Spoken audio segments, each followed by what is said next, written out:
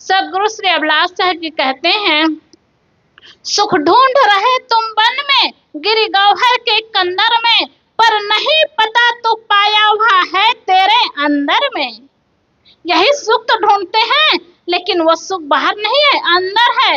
और उसके बाद क्या करते हैं, तेरे ही अंतस्थल में सुख सागर लहराता है, पर तू विपन्न होकर के दर दर ठोकर खाता है। घर में, मन में, मंदिर में, चौराहों बाजारों में, सेठों के गोदामों में, नभ के कोषागारों में, पूरब में व पश्चिम में, नभ के तारों तारों में, सुख शांति नहीं पाओगे मंदिर ठाकुर द्वारों में। सुख शांति कहीं बाहर नहीं मिलेगा, अपने अंदर है, अपने भीतर है, उसको हमें जानना है और प्रकाशित करना है।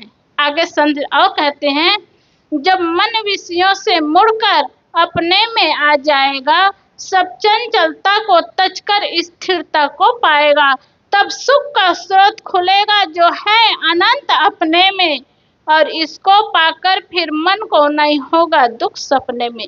जब मन को चंचलता से रोक लेते हैं, मन को शांत कर लेते हैं, विषयों से अपने आप को हटा लेते हैं, तब वो सुख का स्रोत हमारे अंदर ही खुलेगा और सुख और शांति की प्राप्ति होगी। कितनी अच्छी अच्छी बात संत गुरुजन हमारे द्वार में आकर के हम सबको समझाते हैं, सिखाते हैं, बताते हैं।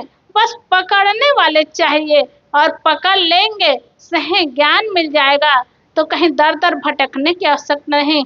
कितनों देवी माँ लक्ष्मी की पूजा करते हैं, दुर्गा की पूजा करते हैं, माँ गायत्री की पूजा करते हैं।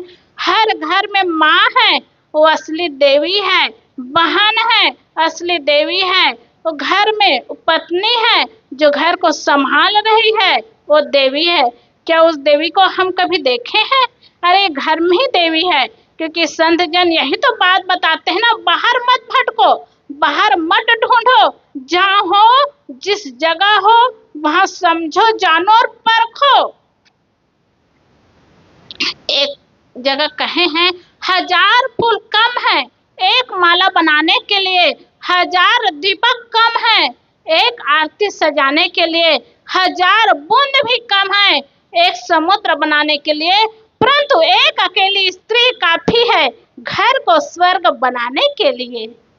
एक घर को स्वर्ग बनाने के लिए एक स्त्री काफी है। कम बड़ी बात है? एक घर की स्त्री, बहन, माँ, बेटी एक काफी है।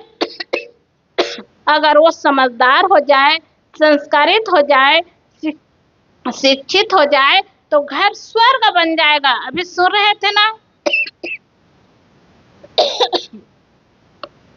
कि घर को सुंदर बनाना है, परिवार को सुंदर बनाना है, कर्म को सुंदर बनाना है, साक्षात देवी देवता परमात्मा का दर्शन करना है, जो अपने अंदर है उसको जानेंगे, समझेंगे, तो साक्षात घर में ही देवी है, और उसको पा करके हमें सुख और शांति की प्राप्ति होगी।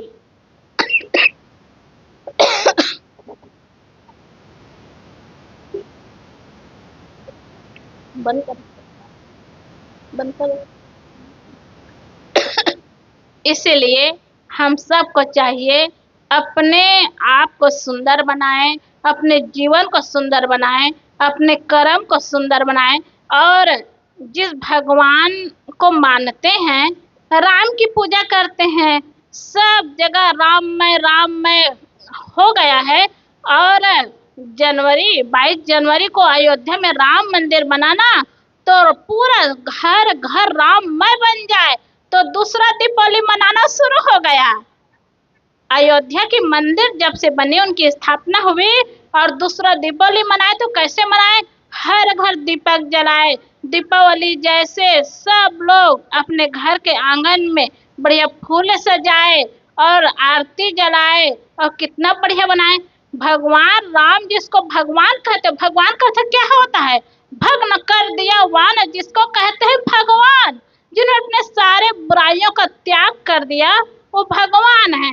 आप सब भी अगर सारे बुराइयों के त्याग को करके सुख और सुंदर जीवन जीते हैं, सबके अंदर वही भगवान का वास है, सब जान जाएंगे।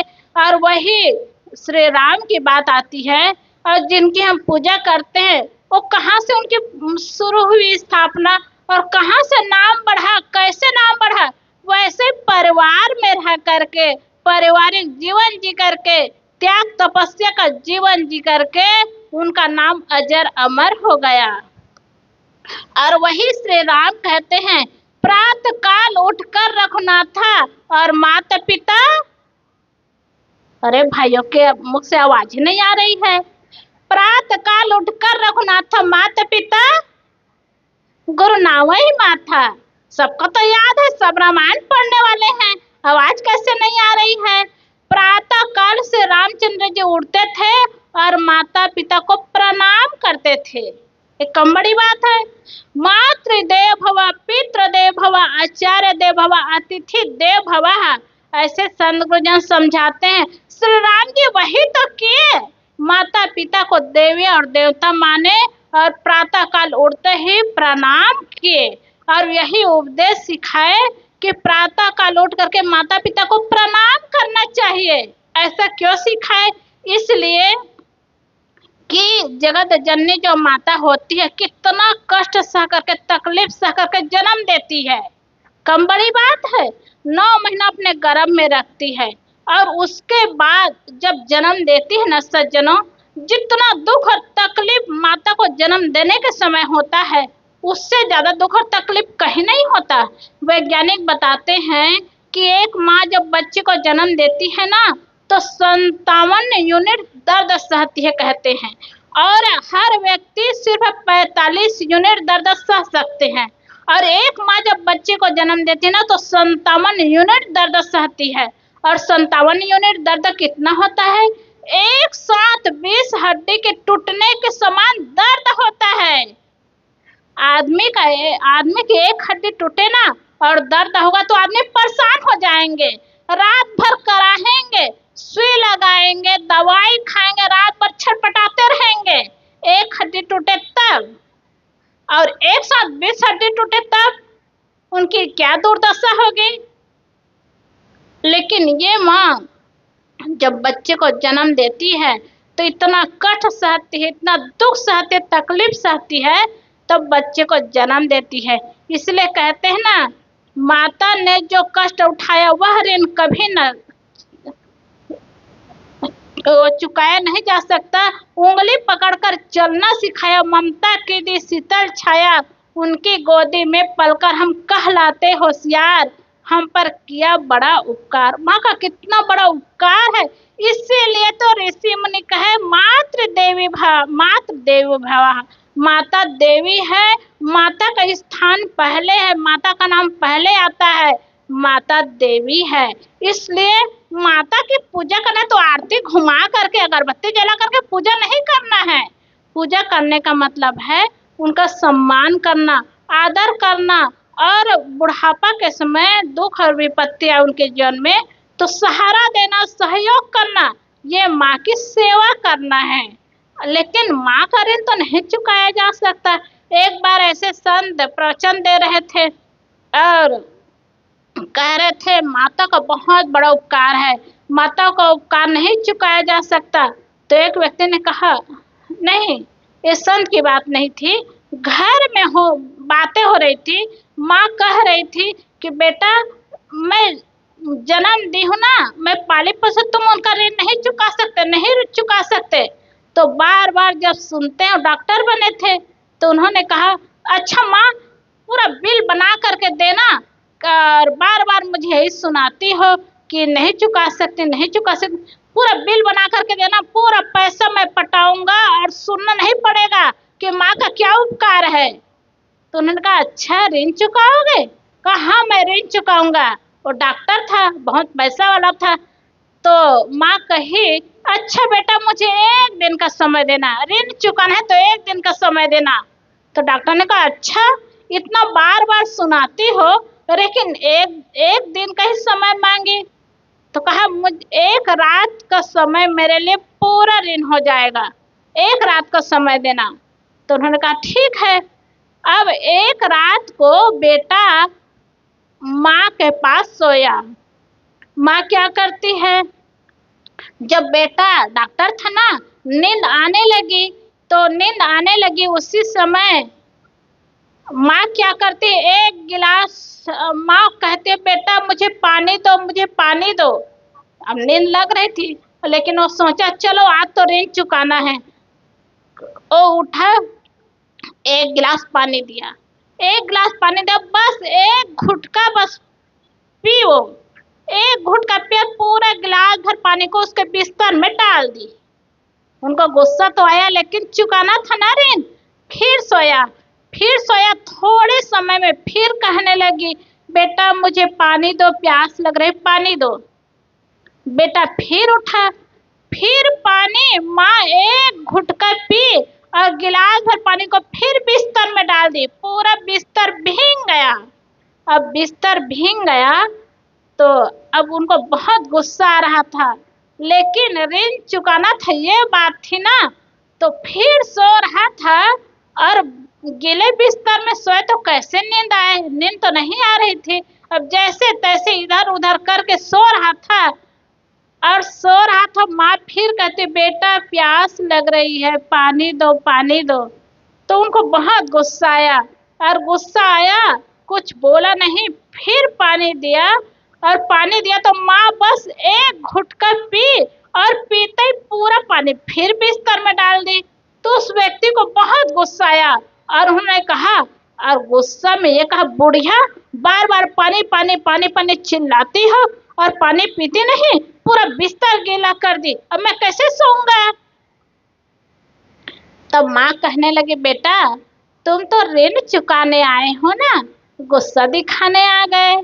कैसे गुस्सा दिखा रहे, अरे ये तो एक रात की बात है ना, जब तुम्हारा जन्म, जन्म की बात को मत छोड़ो, मत कहो, लेकिन जन्म होने के बाद मैं तुम्हें बिस्तर में सुलाती थी, बिस्तर पूरा गीला कर देता था, और गीला कर देता था तो मैं गीले बिस्तर तरफ सोती थी, और तुमको सूखे बिस्तर में सुलाती थी, सूखे तरफ फिर गीला कर देता था, बाथरूम कर देता था, तो दोनों तरफ गीला कर देता था। तो मैं अपने सीने में सुलाती थी और मैं गीले बिस्तर में सोती थी, लेकिन कभी गुस्सा दिखाई, कभी डांटी, कभी फटकारी, ऐसा तो मैं कभी आवाज नहीं दी। दोनों तरफ बिस्तर भिंगा देते थे, और भींगे हुए बिस्तर में मैं सो जाती थी और सीना में सुलाती थी। और उसके बाद भी रात भर दूध पीता रहता था, दूध पीता रहता था, मैं रात भर कहाँ सो पाती थी। इसके बाद भी मैं प्यार से पालन पोषण की, बड़ा की, लेकिन मैं गुस्सा नहीं दिखाई। तब उस व्यक्ति को समझ में आया, अच्छा मैं तो सोच रहा था ये बार बार बार बार क्यों चिल्लाती है, लेकिन बात तो सही है।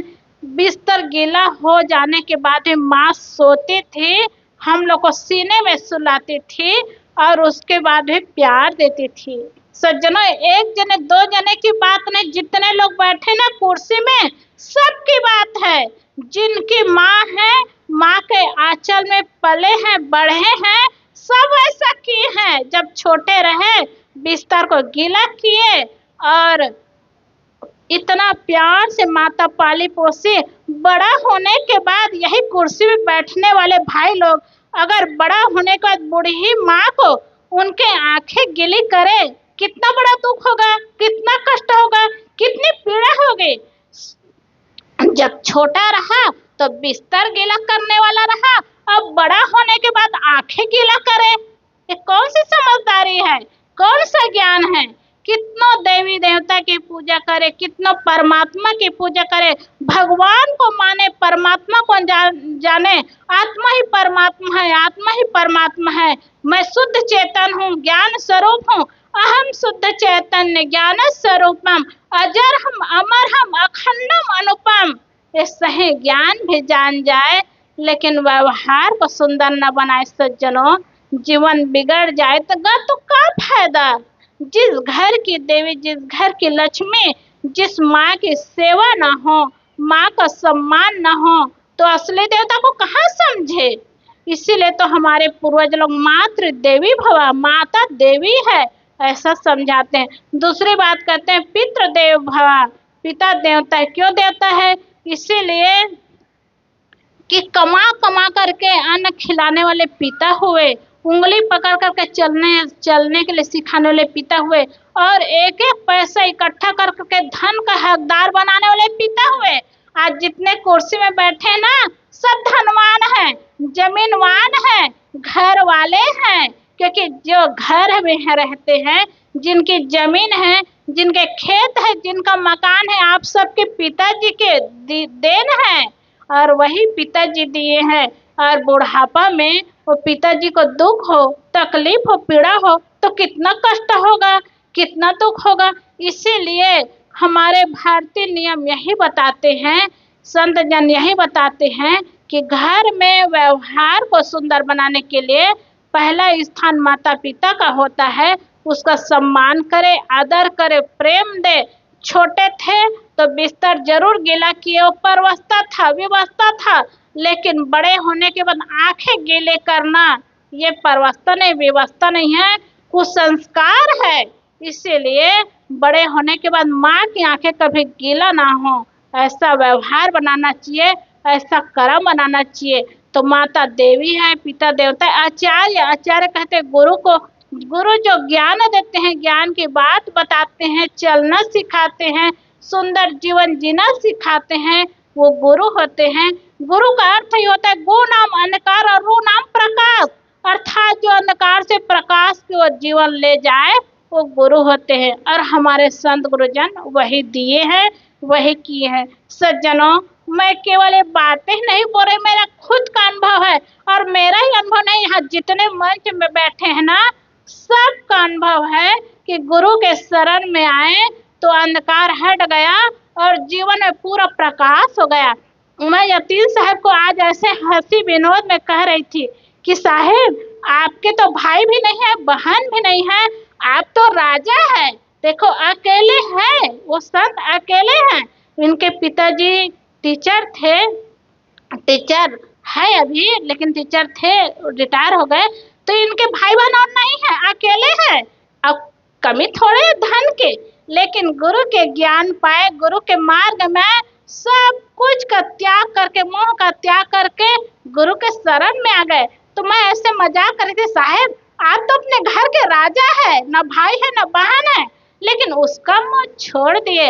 आपको कौन सा मोह भ्रमित करेगा, कौन सा मोह आपको परेशान करेगा। तो सज्जनों, जब गुरु के शरण में आ जाए ना, गुरु के मार्ग में आ जाए, तो सब का मोह छूट जाता है और हृदय में ज्ञान जागृत हो जाता है, कल्याण के लिए निकल जाते हैं। इसीलिए गुरु का दिया हुआ ज्ञान हमारे जीवन को प्रकाशित करते हैं।